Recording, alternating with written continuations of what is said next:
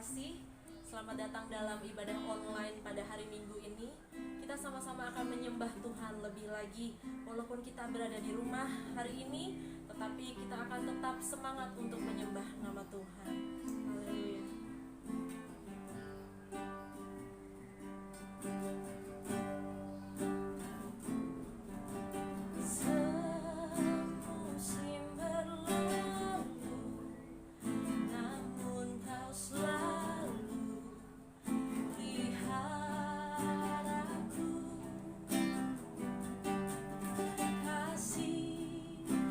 Setiamu tak pernah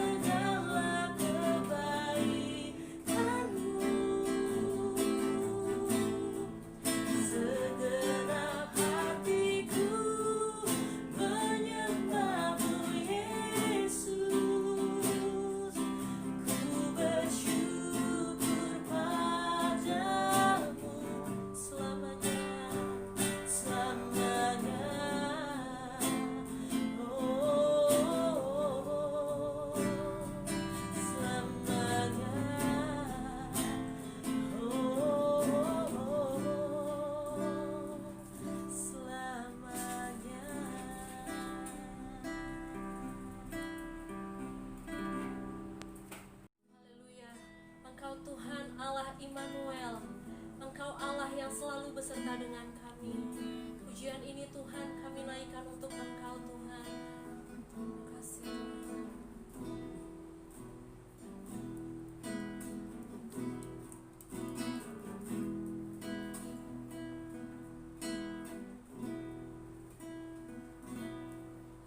Bapakku datang dan berserah, ku nyatakan Kau yang berkuasa dalam gelap, Kau setia, Kau cahaya bagiku.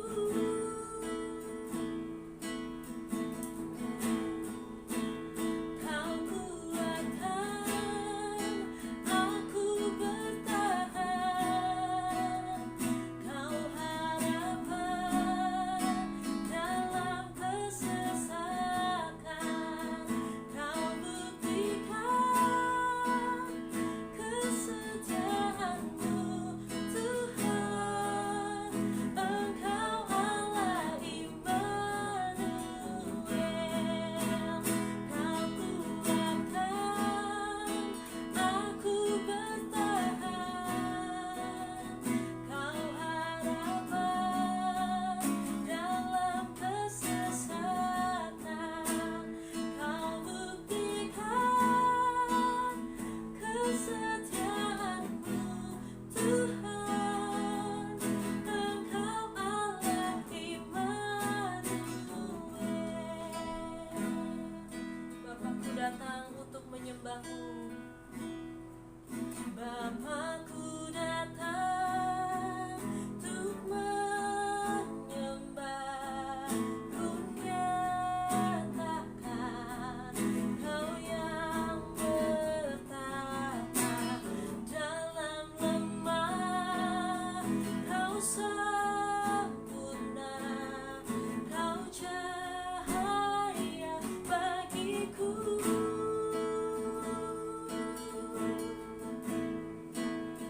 Kau kuatkan aku bertahan, Kau harapan dalam kesesakan, Kau buktikan kesetiaan-Mu Tuhan, Engkau Allah Immanuel.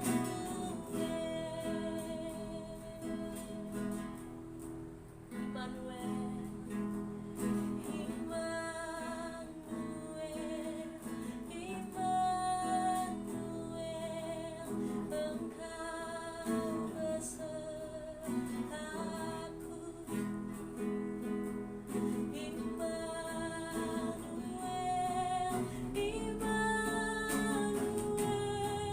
Engkau Allah besertaku. Oh Yesus, Kau kuatkan aku bertahan, Kau harapan dalam kesesakan,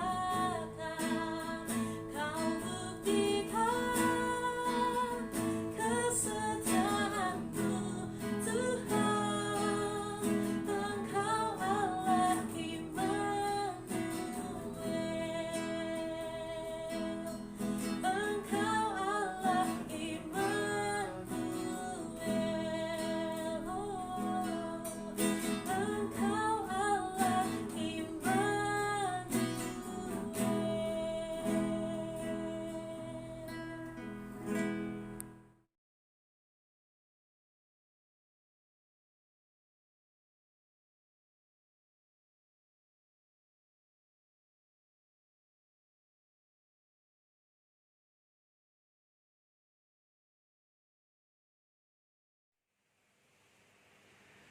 Shalom Bapak Ibu Saudara yang terkasih dalam Tuhan. Puji nama Tuhan, kembali lagi berjumpa dengan saya Standis dalam ibadah online Gereja Isa Al-Masih Menteng Pulo pada minggu pagi ini. Sebelum kita mendengarkan firman Tuhan, mari sama-sama kita tundukkan kepala, kita berdoa. Bapa, dalam nama Tuhan Yesus, terima kasih Tuhan atas segala berkat-Mu sampai hari ini. Kalau kami bisa ada sebagaimana kami ada, ini bukan karena kehebatan kami, tetapi sepenuhnya karena kasih karunia Tuhan. Terima kasih kalau kami masih bisa melayani. Dan tetap ajar kami untuk bisa menjadi saksi Tuhan yang luar biasa, sehingga kami bisa menjadi berkat bagi banyak orang. Terima kasih Bapa, kami siap untuk belajar mengenai firman Tuhan, dan kami siap untuk menjadi pelaku firman Tuhan. Dalam nama Tuhan Yesus kami berdoa. Haleluya. Amin. Bapak Ibu Saudara yang terkasih, Yesus adalah Allah yang ajaib. Ia memberikan segala sesuatu yang kita butuhkan, dan berkat-Nya selalu baru setiap hari. Bahkan apa yang tidak kita sangka-sangka, Tuhan pun juga menyediakan. Karena kita tahu, Dia selalu turut bekerja sama dengan kita dalam segala hal yang akan datangkan kebaikan bagi kita. Nah, apa yang Tuhan inginkan dari kita? Salah satunya kita sudah tahu, menjadi pelaku firman dan bisa menjadi saksi. Saksi seperti apa? Saksi untuk bisa membuat orang yang tidak percaya supaya percaya dan menerima Yesus, maupun saksi bagi sesama orang percaya. Nah, Bapak Ibu Saudara, ada sedikit perdebatan atau sedikit pertanyaan mengenai kalimat yang dikatakan oleh Tuhan sendiri. Yang ada di dalam Yohanes 20 ayat 29, kita akan baca sama-sama. Ini kata-kata Yesus terakhir sebelum Yesus naik ke surga, sebelum amanat agung. Kata Yesus kepadanya, "Karena engkau telah melihat aku, maka engkau percaya. Berbahagialah mereka yang tidak melihat namun percaya." Amin. Ini kata-kata yang sangat dalam maknanya. Berbahagialah mereka yang tidak melihat namun percaya. Yesus mengatakan hal ini supaya kita semua tahu bahwa kita adalah orang-orang yang berbahagia apabila kita melihat, apabila kita tidak melihat namun kita percaya. Bapak Ibu Saudara, ada pertanyaan, ada pertentangan. Bagaimana Pak, kalau misalnya kami bisa memperkenalkan Tuhan apabila orang yang kami perkenalkan tidak melihat sesuatu? Bagaimana kalau misalnya kami bisa memperkenalkan Yesus tetapi tidak bisa memperlihatkan sesuatu? Bagaimana kami bisa memperkenalkan Yesus kepada orang lain tetapi kami sendiri tidak bisa membuat mereka mengerti? Bagaimana kalau misalnya kami bisa memperkenalkan Tuhan sementara kami sendiri tidak bisa membuat mereka tahu siapa Tuhan itu atau melihat sesuatu? Nah, Bapak Ibu Saudara, mengenai hal ini kita harus mengerti pemahamannya. Yesus berkata, "Berbahagialah mereka yang tidak melihat namun percaya." Ada beberapa hal yang bisa kita pelajari secara singkat pada minggu pagi ini. Yang pertama, pada saat Yesus mengajar banyak orang, pada saat Yesus melakukan mukjizat di mana-mana, itu banyak orang mendapatkan mukjizat. Banyak orang yang sembuh, banyak orang yang bisa kembali berjalan, banyak orang yang bisa kembali melihat sebelumnya buta, dan banyak yang menderita penyakit akhirnya sembuh. Tuhan sengaja memperlihatkan kepada mereka bahwa di depan banyak orang mukjizat bisa terjadi. Tuhan sengaja memperlihatkan kepada mereka bahwa ini adalah mukjizat. Tuhan sengaja memperlihatkan kepada banyak orang supaya mereka tahu bahwa mukjizat itu bisa terjadi kapan saja asal mereka percaya. Dan selain mukjizat, Tuhan juga mengajar. Yesus mengajar khotbah di bukit, Yesus mengajar di hadapan 5.000 orang, kemudian Yesus memberikan mereka makan, Yesus melakukan pengajaran-pengajaran itu. Tetapi di sela-sela pengajaran itu, Yesus juga melakukan penyembuhan. Ada orang yang buta menjadi bisa melihat, ada orang yang sakit kusta jadi sembuh, menjadi tahir kembali, ada orang yang lumpuh kemudian bisa kembali berjalan, dan banyak hal. Yesus memperlihatkan itu semua. Tetapi saya mau kasih tahu, Yesus memperlihatkan itu semua bukan tanpa tujuan. Yang kedua, Yesus memberitahukan itu semua kepada mereka, memperlihatkan mukjizat yang ia lakukan itu untuk dua hal. Yang pertama, untuk memberitahukan bahwa Yesus adalah Mesias. Yesus tidak pernah memang mengatakan dalam Alkitab secara gamblang di depan banyak orang bahwa akulah Mesias, akulah Tuhan. Tidak, karena itu tidak perlu diperkatakan langsung oleh Yesus.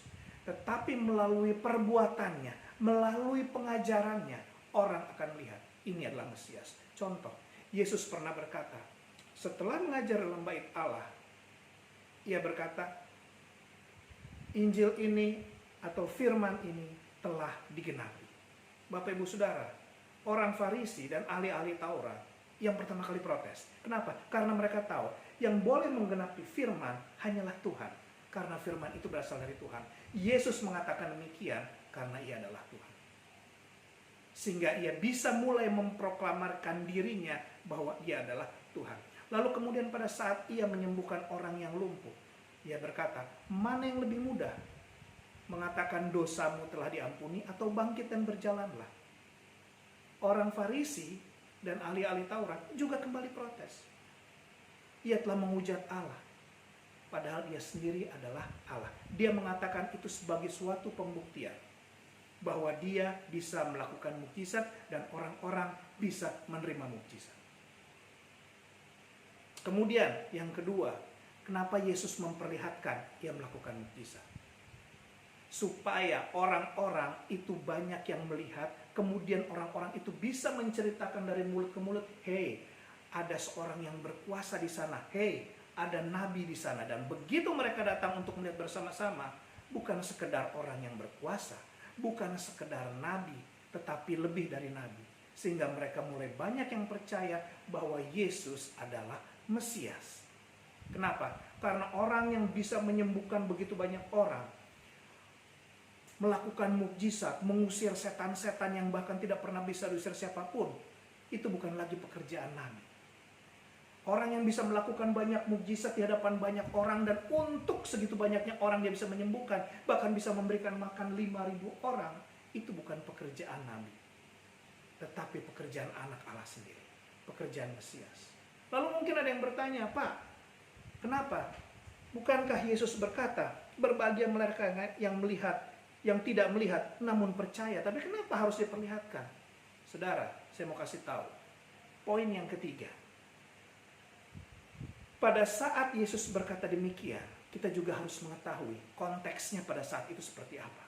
Dalam kondisi apa Yesus berkata demikian? Saya mau kasih tahu. Yesus berkata demikian pada saat ia berbicara dengan Thomas. Pada saat ia bangkit dari kubur, ia keluar, ia memperlihatkan dirinya kepada muridnya, kepada Maria dan Marta. Thomas tidak ada di situ. Dan siapapun tahu dari antara murid bahwa Thomas berkata, sebelum aku mencucukkan jariku ke dalam lambungnya, ke dalam jarinya bekas paku itu, aku tidak akan percaya.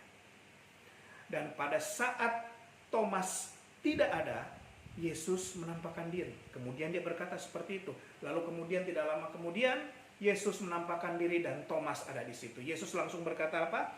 Ayat yang ke-27. Kemudian dia berkata kepada Thomas, taruhlah jarimu di sini dan lihatlah tanganku, ulurkanlah tanganmu dan cucukkanlah ke dalam lambungku, dan janganlah engkau tidak percaya lagi, melainkan percayalah. Ayat 28. Thomas menjawab dia, ya Tuhanku dan Allahku. Kata Yesus kepadanya, karena engkau telah melihat aku, maka engkau percaya. Berbahagialah mereka yang tidak melihat namun percaya. Yesus mengatakan hal ini karena kondisi Thomas yang tidak percaya supaya menjadi percaya. Ingat, Yesus tidak pernah berkata hal ini di ayat-ayat sebelumnya. Yesus berkata hal ini hanya pada saat ia berhadapan dengan Thomas.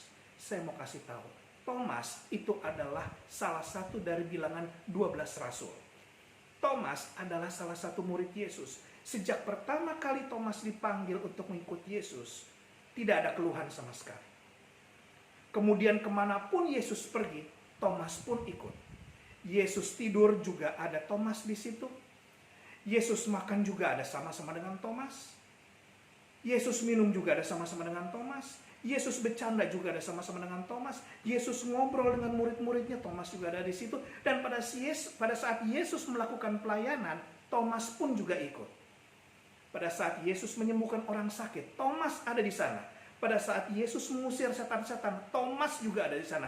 Bahkan Yudas Iskariot yang mengkhianati dia pun ada ikut serta. Dan pada saat Yesus mengutus murid-muridnya untuk mengajar. Sampai ia berkata, apabila kota itu tidak mau menerima kamu, kebaskanlah debu dari kakimu. Dan aku berkata kepadamu, pada saat penghakiman nanti, Sodom dan Gomora akan lebih ringan tanggungannya daripada kota itu. Thomas pun ada di situ. Dan bahkan pada saat murid-muridnya, karena diceritakan dalam Alkitab, murid-murid juga bisa melakukan mukjizat dalam nama Yesus. Yesus memberikan kuasa kepada mereka. Thomas pun juga melakukan hal itu. Jadi Thomas juga melakukan penyembuhan dalam nama Yesus, mengusir setan dalam nama Yesus, dan dia juga melakukan mukjizat dalam nama Yesus. Dan pada saat Yesus mengajar, Thomas juga ada di situ. Ingat, pada saat Yesus memberi makan 5.000 orang dari 2 roti dan 5 ikan, 12 bakul penuh sisa, Thomas juga ikut menggotong. Jadi Thomas ada di saat Yesus melakukan segala hal yang menunjukkan mukjizat. Bahkan Thomas pun bisa melakukan dalam nama Yesus. Tetapi kok bisa-bisanya pada saat Yesus mati kemudian dia bangkit, Thomas tidak percaya. Sementara seluruh murid yang lain percaya. Bahkan Petrus pun ada di situ yang menyangkal Yesus percaya. Saya yakin Thomas percaya Yesus adalah mukjizat. Karena tidak diceritakan dalam Alkitab Thomas tidak percaya. Thomas percaya Yesus adalah Mesias. Sama seperti Petrus, walaupun dia menyangkal tetapi dia percaya. Thomas percaya bahwa Yesus adalah Mesias. Tetapi kenapa dia tidak percaya pada saat Yesus bangkit dari mati? Inilah yang perlu kita waspadai. Kalau saya boleh mengatakan dalam bahasa pergaulan sehari-hari sekarang, Thomas, kemana aja kamu?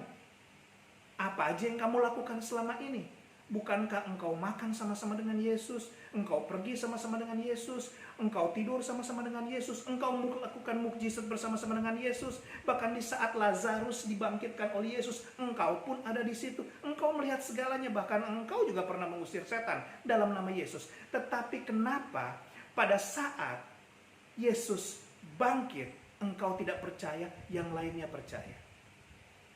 Nah, disitulah Yesus langsung berkata, berbahagialah mereka yang tidak melihat namun percaya. Saya mau tanya, Yesus sakit hati enggak? Oh pasti. Dia udah disakitin Yudas yang mengkhianati dia. Dia udah disakitin Petrus yang menyangkalnya 3 kali sebelum ayam berkokok. Dan kali ini Thomas. Sementara Thomas itu kemana-mana sama dia, kok bisa-bisanya tidak percaya, sehingga akhirnya kalimat ini keluar. Bapak Ibu Saudara, Thomas seperti seolah-olah hilang. Bapak Ibu masih ingat perumpamaan Yesus mengenai perumpamaan tentang anak yang hilang? Bagaimana ada 2 anak, yang satu sulung dan yang satu bungsu. Yang bungsu ini kemudian minta kepada bapaknya harta warisan untuk dibagi kepadanya, kemudian dia pergi, dia foya-foya. Begitu habis, dia jadi pembantu, menjaga babi, nggak bisa ngapa-ngapain, dan akhirnya dia menyesal. Dia kemudian minta ampun sama Tuhan dan dia pulang, dia sujud sama bapaknya, dia minta ampun sama bapaknya, kalau boleh aku kembali dan jadi pembantu bapak. Akhirnya bapaknya penuh sukacita menyambut anaknya kembali, adain pesta. Begitu didengar sama kakaknya, apa yang kakaknya lakukan? Menyambut dia? Enggak. Kakaknya justru malah bingung dan kakaknya justru malah marah. Kenapa aku yang selama ini ada di sini, Bapak tidak memberikan aku 1 ekor anak kambing pun untuk aku olah bersama dengan teman-temanku? Saudara bisa bayangkan, ngapain aja selama itu dia di situ? Si anak sulung ini selama hidup bersama-sama dengan bapaknya, apa yang bapaknya punya, dia miliki. Bahkan dia juga jadi bos di situ. Dia bisa memerintah seluruh pelayan-pelayannya, pembantu-pembantunya.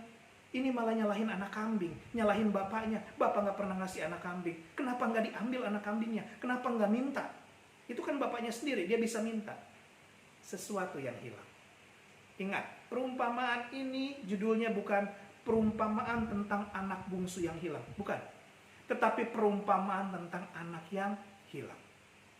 Disinilah saya membandingkan dengan Thomas. Kemana aja selama ini si Thomas? Sehingga Yesus harus sakit hati dan berkata, berbahagialah mereka yang tidak melihat namun percaya. Tetapi memang kita tahu ceritanya. Thomas langsung menjawab, ya Tuhanku dan Allahku. Akhirnya Thomas tetap menjadi salah satu rasul dari Yesus Kristus dan dipakai Tuhan luar biasa. Penginjilan di India, Pakistan, dan Bangladesh, dan negara-negara sekitarnya, itu dilakukan oleh Thomas. Dia pun mati sebagai martir di sana. Tetapi saya mau katakan, sebelum itu kejadian, ada yang hilang. Sama seperti anak bungsu dan anak sulung. Kalau kita melihat, si anak bungsu ini, dia memang hilang, tetapi akhirnya dia kembali lagi, dan dia minta ampun sama bapaknya. Sementara anak sulung ini, bagaimana caranya supaya dia tidak hilang? Sementara dia ada di rumah, nggak diapa-apain, tetapi hilang. Sama seperti Thomas, ada sama-sama dengan Yesus, kemanapun Yesus pergi, tetapi akhirnya dia tidak percaya, sementara yang lain percaya. Ini semacam gambaran dari seorang pelayan Tuhan, anak Tuhan, yang tiap hari ada di gereja, tiap hari bersekutu di dalam keluarga yang penuh dengan kuasa Tuhan, tetapi imannya tidak kuat. Seolah-olah hilang, tidak percaya. Imannya tidak tahu mau dipergunakan seperti apa. Sementara dia ada di tengah-tengah orang percaya. Setiap hari ada di gereja, setiap hari bisa melakukan pelayanan. Tetapi pada saat sesuatu terjadi, terbukti dia tidak percaya. Bapak Ibu Saudara yang terkasih dalam Tuhan, kita tidak mau sama-sama menjadi seperti itu. Thomas memang bangkit.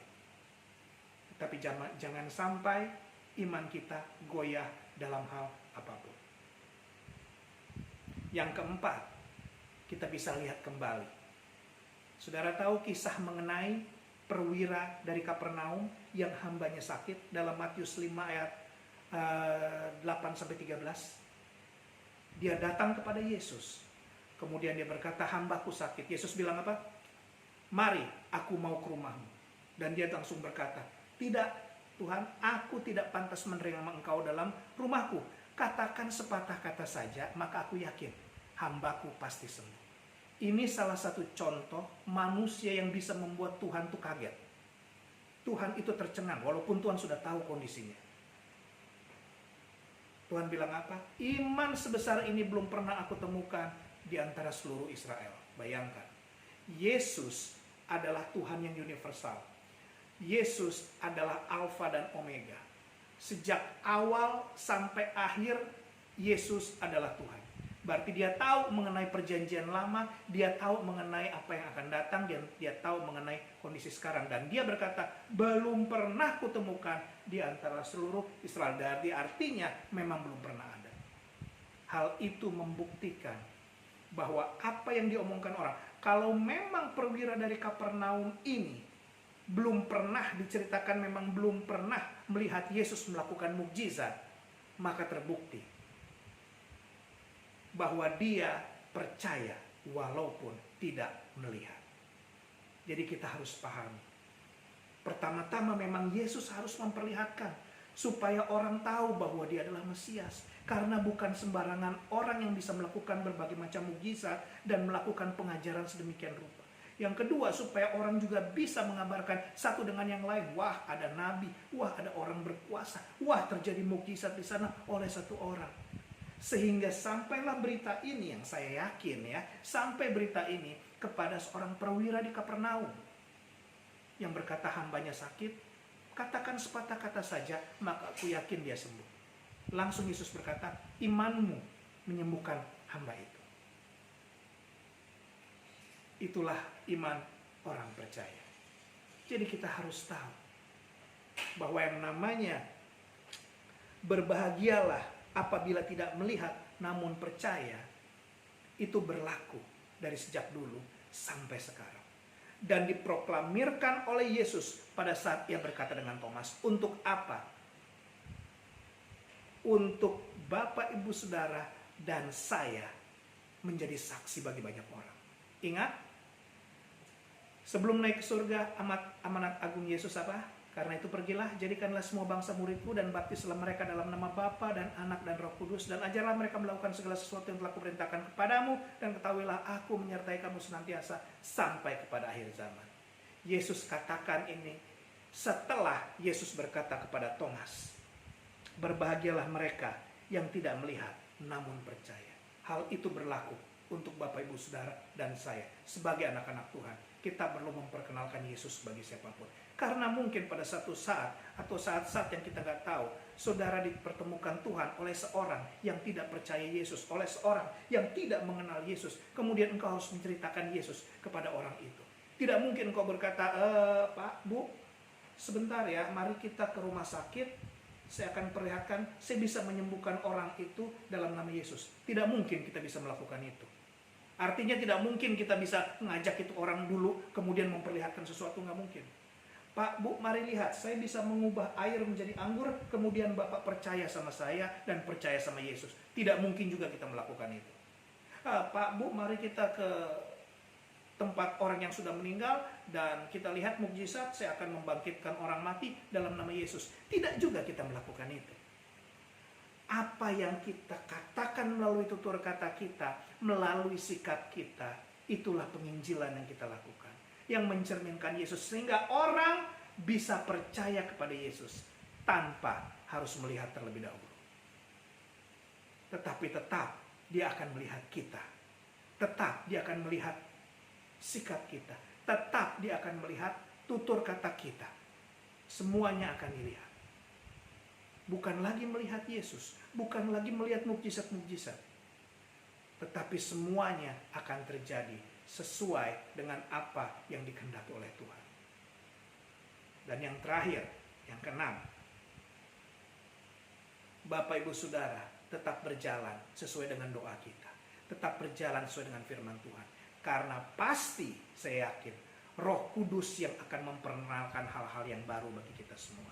Roh Kudus itulah yang akan membuat orang lain itu bisa melihat Yesus melalui diri kita, melalui tutur kata kita, melalui proses yang kita lalui secara perlahan-lahan. Tidak perlu kita membuktikan apa-apa. Kalau ada orang nanya, saya perlu bukti Tuhan itu ada. Roh Kudus yang akan membimbing kita untuk bisa menjelaskannya. Karena kita tidak mungkin mengubah air menjadi anggur di depan dia. Walaupun itu tidak mustahil, tetapi saya katakan dalam kondisi normal tidak ada apapun yang bisa kita buktikan. Selain dari sikap kita, perilaku kita yang jangan sampai jadi batu sandungan buat orang lain dan tutur kata kita. Sehingga firman Tuhan ini bisa berlaku dalam kehidupan kita. Melalui Bapak Ibu Saudara, berbahagialah orang yang tidak melihat namun percaya. Kita maju terus dalam Tuhan. Karena Yesus akan memakai Bapak Ibu Saudara. Dalam kitab Roma 8 ayat 28 berkata, kita tahu sekarang bahwa Allah turut bekerja dalam segala sesuatu untuk mendatangkan kebaikan bagi mereka yang mengasihi Dia, yaitu bagi mereka yang terpanggil sesuai dengan rencana Allah. Bapak Ibu Saudara dan saya terpanggil, jangan sia-siakan. Yesus sudah memperlihatkan apa yang harus Dia perlihatkan pada saat Dia masih melayani. Dan sekarang Yesus tidak ada lagi secara fisik bersama-sama dengan kita, tetapi rohnya ada di dalam kita. Dan roh yang ada dalam kita kuasanya lebih besar daripada roh-roh lain yang ada di dalam dunia ini. Kita bisa melakukan apapun. Dan berbahagialah bagi mereka yang percaya walaupun tidak melihat. Tuhan Yesus memberkati Bapak Ibu Saudara. Mari kita berdoa. Terima kasih Bapa dalam surga. Kami telah sama-sama belajar mengenai firman Tuhan. Berbahagialah mereka yang tidak melihat namun percaya. Sehingga kami menyadari tugas kami untuk tetap bisa menjadi saksi Tuhan dimanapun kami berada. Dan tidak perlu kami takuti apapun, karena akan ada Roh Kudus yang membuat kami bisa berlangkah teguh. Dan apabila Tuhan mempertemukan kami dengan orang-orang yang masih belum percaya, maka Roh Kudus itulah yang akan membimbing kami. Dan mereka akan menjadi orang-orang yang berbahagia, karena tidak perlu melihat, mereka percaya. Terima kasih Tuhan. Kalau setelah ini kami akan melakukan aktivitas kami, Tuhan jaga kami. Dan biarlah kami selalu mengandalkan Tuhan dalam segala perkara dalam kehidupan kami. Terpujilah Engkau kekal selama-lamanya. Dalam nama Yesus kami berdoa. Haleluya. Amin. Tuhan Yesus memberkati kita sekalian.